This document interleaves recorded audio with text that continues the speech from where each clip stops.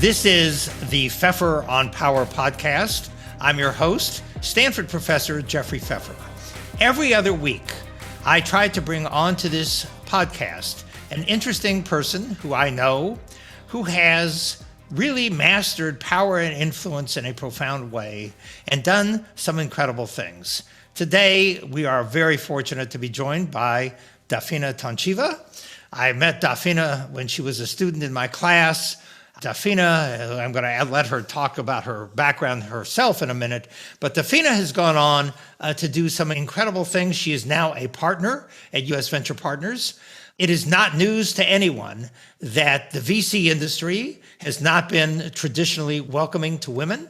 Dafina, of course, has succeeded in an industry which is a non-traditional industry. And in fact, the industry that she was in before she came back to business school was an industry software that was not always welcoming to women. So Dafina, I think, really gives us an opportunity to talk about how the principles of power apply to women as well as men, and how to use those principles of power to navigate an extraordinarily successful career for yourself. So first of all, Dafina, welcome to the Pfeffer on Power podcast. Thank you for having me over, Jeff. It's a pleasure to be part of this podcast.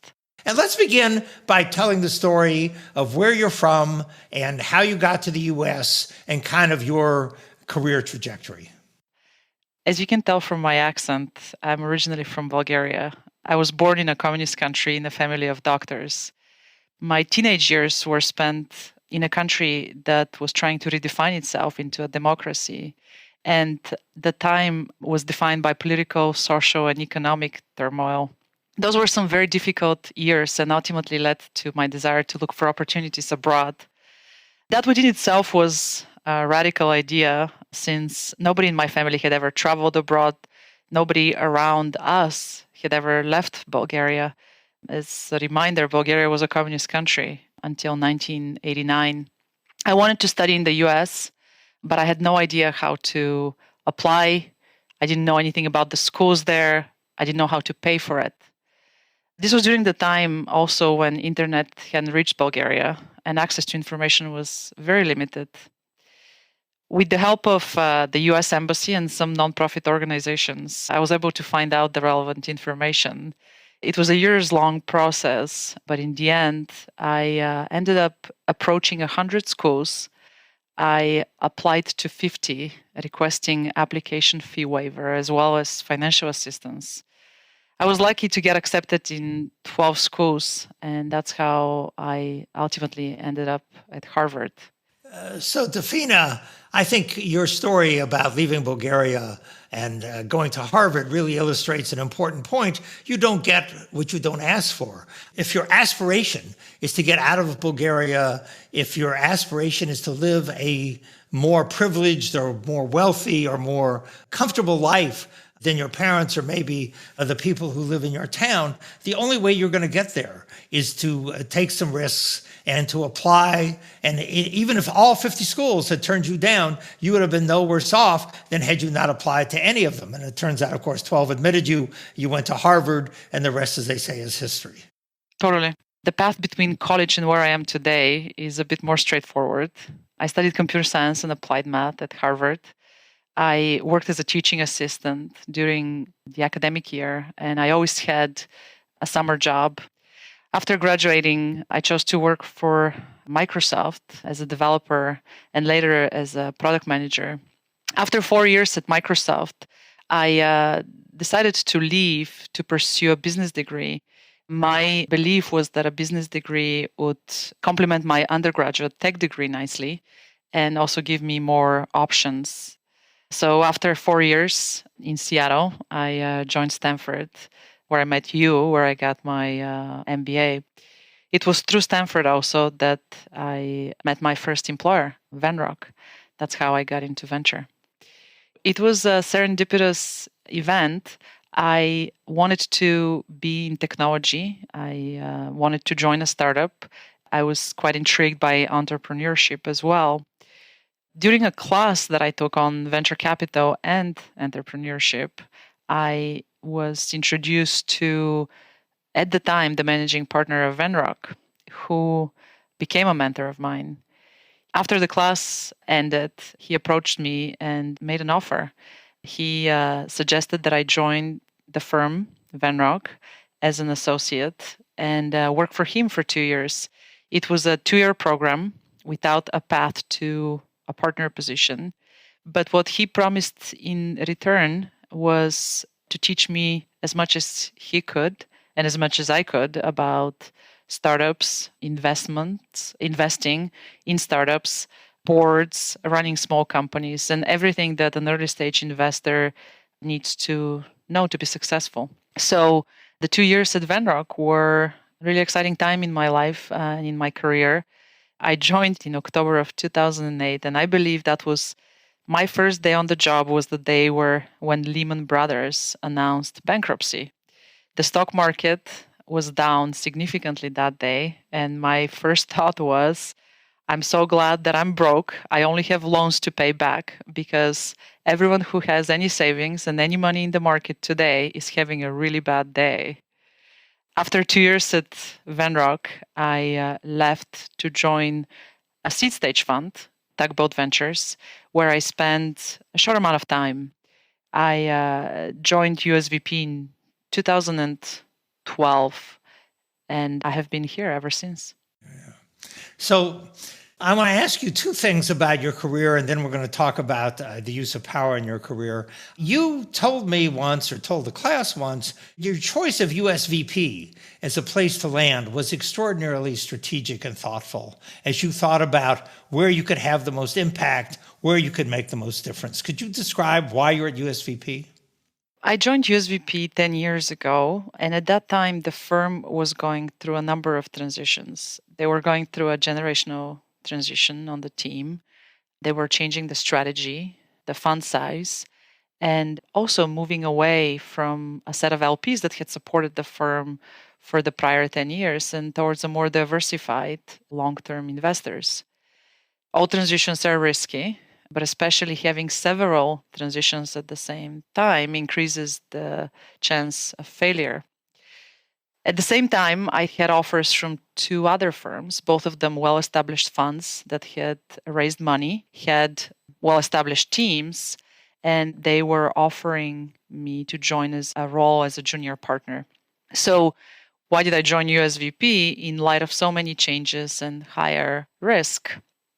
Well, first of all, at USVP, I believed in the early stage strategy. I thought that that strategy sets up the firm for success over the long run, as early stage venture returns beat all other returns over a 30-year period. I also liked the team, and just as importantly, I thought that the culture that they had built, one of transparency and collaboration, a high degree of trust and respect, would provide a really nurturing environment for me in which to thrive, to develop as a young investor and succeed. Equally importantly, I saw the changes that USVP was going through as a leadership opportunity. I believe that if I step up and participate in all these different processes the firm was going through, my effort will be recognized and rewarded. Also, remember that one of the transitions USVP was going through was a generational transition. And in order for that to be successful, it was important for the firm that the junior partners that were part of that transition were also successful, were propped up and supported in their career development. So I guess in a way, I saw my career success very closely aligned with USVP's success. I didn't see that same alignment at the other firms that had given me job offers. There, the path to a senior partnership role was a lot more straightforward. I would have had to work for a few years in a supporting role, proving myself, making perhaps other more senior partners successful, and waiting until a spot would free at the senior ranks. So I guess in that way, those firms were not nearly as vested in my career development as USVP was. So looking back at it, I think I chose USVP because I really liked the team and the strategy, and because I wanted to be part of a partnership that was really most willing to support me. I think that's a smart answer, and it's I think something that many people would not do. I mean, many people will pick the most prestigious organization, and you picked an organization where you could be a venture capitalist making investments, but in a place that needed you comparatively more than you needed them, as opposed to going to some high-profile place. You went to a place where, as you just said, your success and the firm's success were going to be very much more aligned. That's exactly right. One of my mentors was a successful athlete, an NBA player who turned an investor. And he told me one day when we were discussing my options that the advice his coach gave him many, many years ago was to join the team that wanted him the most and needed him the most, because that would be the team that would make him most successful. And I thought that venture partnerships, in some ways, mimic the same dynamic. So I chose the partnership, the team that I thought needed me the most. And because of that, would be most willing to support me and allow me to thrive and create the conditions for that. Yeah. So I want to pursue now the next topic. As I mentioned, the venture industry, investment industry in general, has not been necessarily welcoming to women.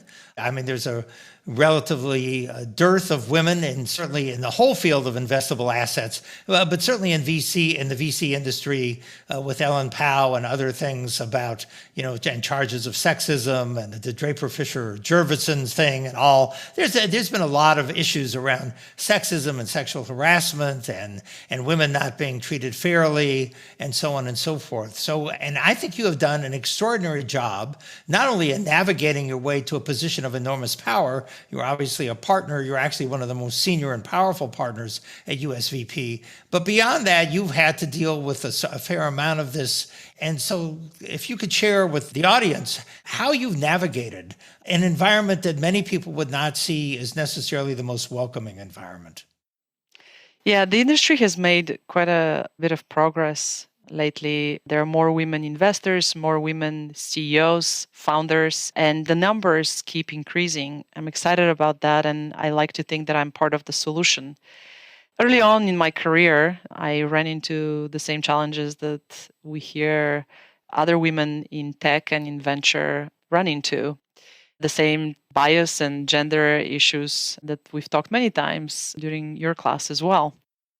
So could you give a story or a specific example or two of about how you have stood up for yourself and how you've actually put into action the principle of, which I think is exactly correct, and it's one of kind of the principles of 7 rules of power, which is, get out of your own way. If you will not advocate for yourself, no one else is going to advocate for you. If you don't think you're deserving, almost no one else is going to think you're deserving either. So could you give a couple of examples of how that has manifested in your interactions?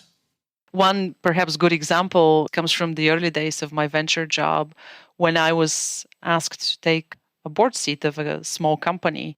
That company had recently recruited a CEO, so he and I were joining the company at the same time. The CEO requested a meeting and opened it up by complimenting me on my career success. He shared with me that he had 2 daughters and expressed interest in introducing his family to me because he believed that my story would inspire his girls to invest in their own academic performance and their own careers later on in life. I thought that was a really nice way to start a relationship. But then immediately after that, the CEO asked me if I would consider to step off the board and help him reassign the seat to a more senior partner from my firm. The reasons for that request in his mind were all about fit. I was a young female investor, and he didn't think that I would fit well with the rest of his board that comprised of very experienced older men. Somewhere along the way, he also chuckled and said that my looks could be a distraction too. I wasn't really insulted by the comments. I just thought that it was a really poor judgment to start a relationship with a major investor and a board member in that way. I told the CEO that I would not be willing to step off the board that his feedback wasn't really actionable because there was nothing I could do about my gender, my experience, or my age. But what I could promise him is that I would work really hard and to the best of my abilities meet my obligations as a board member. I also promised that I would check in with him frequently to discuss the board dynamics and make sure that it is all going according to his satisfaction. So our relationship had a rocky start, one would say. Meanwhile, I volunteered myself for all activities related to the company where a board member's involvement was needed. I was part of exec search committees, comp committees, audit committees, operating plan reviews, all hands meetings, and anything else that was required from the board. Because I was up for any task, including the most tedious ones, the rest of the board let me take the leadership role, and I saw a lot of support from my co board members. The support was so resounding that after 3 or 4 months, I was nominated and elected to be a chairman of the board. About a year later, not surprisingly to me at least, the CEO and the board decided to part ways. The company wasn't meeting its business goals, was missing its plan, and everyone decided it was in the best interest of the business if we look for a different leader. We ended up selling the business several months later. And while that happened 10 years ago, I am still very good friends with all other board members. I stay in touch with them and meet them regularly. And so, despite the CEO's concerns, I was able to develop the kind of constructive professional relationship with each of the board members that he doubted I could. That's a wonderful story. And the other thing that I remember you telling me is that one of your contributions at USVP, and one of the reasons why you took the job and one of the reasons why you have as much power as you have there, is that oftentimes investors get focused on the investment process, on putting the money to work, and that you, in fact, had played a relatively large role in bringing the new money in dealing with the limited partners, not just worrying about the companies in which you invested. Is that a fair statement? Yeah, absolutely. I think as we rebuilt the firm, and I'm really proud with where the firm is today. I think we're in a place of thriving, not just surviving. In that process over the last 10 years, what I learned is that managing the relationship with those who give us money is just as important, if not more important, than the investments we make with the money that we're given. The belief that it's all about the results is somewhat naive. First, because results come after a really long time, 10 years on average for early stage venture. And number two, because stories of success can be told in many different ways. You know, the famous saying in venture, and I'm sure in other industries, is that successes have many parents and failures are usually orphans. Well, that's true for investments as well. So, how one manages the narrative of the firm and the narrative of your own path, of your own career, of your own success with those that are in position of power relative to us, in our case, our own LPs, our investors, is incredibly important, perhaps even more important than the investments we make with their money. So I want to end our discussion today by asking you to think, you've come to my class many times. You were a star student in the class. What lessons have you taken from the class that you have put into practice as you have navigated your career in the venture capital industry as an investor, as a person of influence, as a board member? Well, first of all, I'm so grateful I took your class, and the learnings are many, but maybe here I'll focus on three of them that served me well and I think are really important. First of all, one of the lessons that I think you teach all of us so well is to believe in yourself and to believe that you deserve the things you want, that you're worth it. I think you are the one who said that we all need to advocate for ourselves and be our biggest cheerleader. And I think that's hard because most of us have a critical voice inside that points out our deficiencies, tells us how we're underperforming, tells us that we can and should be doing better. And what I've learned over the years is that both of those things can coexist. I think that the critical voice inside can still be there, but at the same time, reminding yourself that your success, your well-being is your top priority and your sole responsibility goes a long way in helping you be your own biggest cheerleader. The second thing that I always think about when I revisit the class and the learnings is to not take things personally, to have a thick skin. What most people tell you is usually a reflection of who they are and not on you. So allowing others to influence the way you think about yourself or how you feel about yourself gives others enormous power. And because of that, I think you have to choose really wisely who you let in, because only a few people deserve that, to have that power over you. I think for the most part, just developing the ability to not care as much and remember again that you're your biggest advocate and you need to support yourself is most important. And lastly, I think what has really worked well for me was surrounding myself with people that were supporters and interested in seeing me succeed. I think the world as a whole is hostile, and finding a group of supporters is really important, at least was very important to me in bringing the best out in me and helping me believe in myself. I have been very lucky to pick bosses that I've learned from and who have wanted to see me rise to the top. I've made a few mistakes and I've tried to correct them as quickly as possible. I think we all need a support network to propel us, and having a manager to be part of that network and bring the best in you is a recipe for a long-term success. Dafina, I really like how you've used the concepts from the class in a very strategic and thoughtful way to manage your career and to think about how to do things that have made you successful. This has been the Pfeffer on Power podcast. I am Jeffrey Pfeffer, your host. Today we've been joined by Dafina Toncheva talking about her career in the venture capital industry and how she came from a small town in Bulgaria to now be a major figure in the Silicon Valley. If you enjoy this podcast, please subscribe. We are available on all of the major platforms such as Spotify and Apple. We are also, you can find us at pfefferonpower.com. That's PFEFFER. And we will be with you in another couple of weeks with another episode of the Pfeffer on Power podcast. Dafina, again, thank you so much for spending time with us and being so candid and so insightful about your career. Thank you so much, Jeff.